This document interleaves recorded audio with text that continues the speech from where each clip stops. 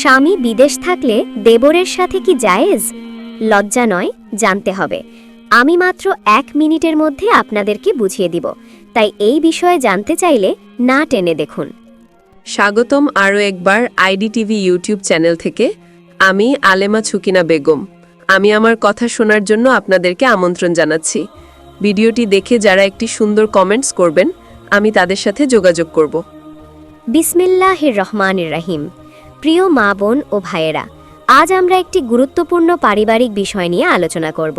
সেটি হলো ইসলামের আলোকে আপন মামির সাথে ভাগিনার সম্পর্ক কেমন হবে। অনেক সময় পারিবারিক সম্পর্কের সীমা না জানার কারণে ভুল বোঝাবুঝি বা গুনাহের আশঙ্কা তৈরি হয়। ইসলাম প্রতিটি সম্পর্ককে সুন্দর, শালীন ও নিরাপদ রাখার জন্য স্পষ্ট দিক নির্দেশনা দিয়েছে। আজকের আলোচনায় আমরা কুরআন ও হাদিসের আলোকে মামি ও ভাগিনার সম্পর্কের আদব ও সীমা বুঝে নেব। মামি ও ভাগিনার মাহরাম সম্পর্ক।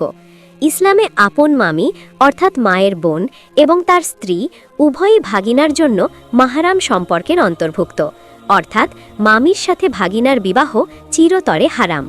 রাসূল সাল্লাল্লাহু আলাইহি ওয়াসাল্লাম স্পষ্টভাবে জানিয়েছেন যে মা, খালা, ফুফু এবং এদের সমপর্যায়ের আত্মীয়রা মাহরাম।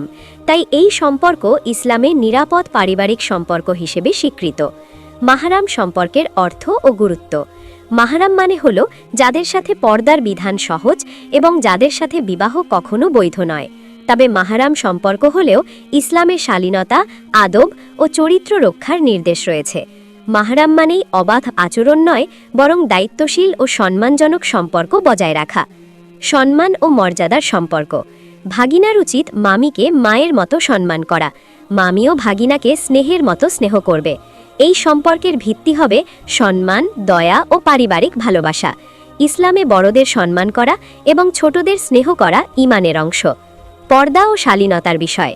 যেহেতু মামি মাহরাম, তাই কঠোর পর্দা ফরজ নয়, তবে শালীন পোশাক ও ভদ্র আচরণ বজায় রাখা জরুরি। ইসলাম কখনো বেহায়াপনা বা সীমা লঙ্ঘনকে অনুমতি দেয় না।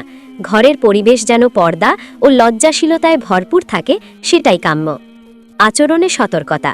মাহরাম সম্পর্ক হলেও অশোভন আচরণ, রসিকতা বা এমন কাজ যা সন্দেহ তৈরি করে, তা থেকে দূরে থাকতে হবে। রাসূল সাল্লাল্লাহু আলাইহি ওয়াসাল্লাম আমাদের লজ্জাশীলতা শিক্ষা দিয়েছেন।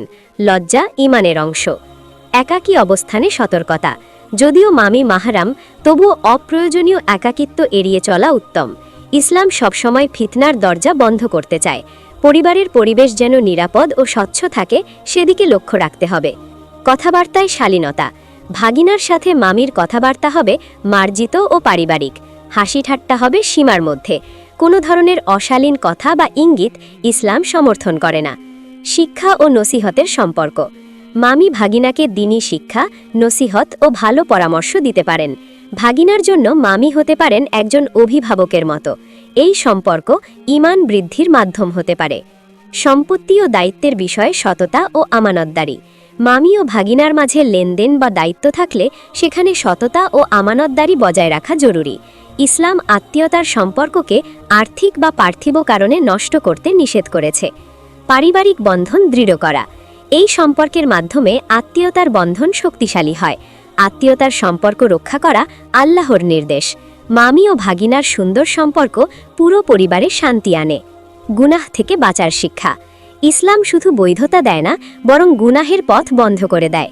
মাহরাম সম্পর্ক হলেও আল্লাহ ভীতি থাকা জরুরি। আল্লাহ সব কিছু দেখেন, এই বিশ্বাস অন্তরে রাখতে হবে।